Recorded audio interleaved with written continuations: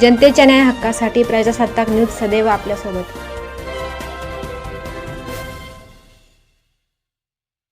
संगमनेरमध्ये नायलॉन मांजाचा कहर, 2 दिवसात 3 जखमी, प्रशासन झोपेत।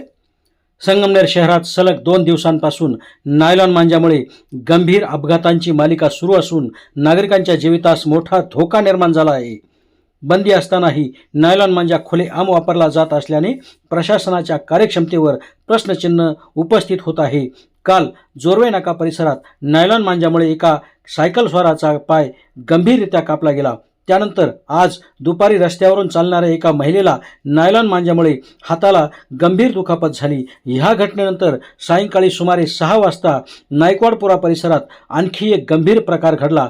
नायकवाडपुरा येथील हुजाईब रौफ शेख वय 23 हे त्यांच्या बहिणीला ट्युशनसाठी मोटारसायकलवर नेत असताना अचानक नायलॉन मांजा त्यांच्या गळ्यात अडकला। मान वळवल्यामुळे त्यांच्या कानाला व गळ्याला खोल चिरा पडून मोठी दुखापत झाली आहे। सुदैवाने जीवितहानी टळली असली तरी घटनेची तीव्रता धक्कादायक आहे। नायलॉन मांजावर शासनाने बंदी घातली असतानाही शहरातील काही पतंग व मांजा विक्रेते कायद्याला केराची टोपली दाखवत खुलेआम नायलॉन मांजाची विक्री करत असल्याचा आरोप नागरिकांकडून केला जात आहे। या घटनांना जबाबदार कोण असा सवाल उपस्थित होत असून नायलॉन मांजाची विक्री करणाऱ्या दुकानदारांवर तात्काळ व कठोर कारवाई करण्याची मागणी नागरिकांकडून जोर धरू लागली आहे।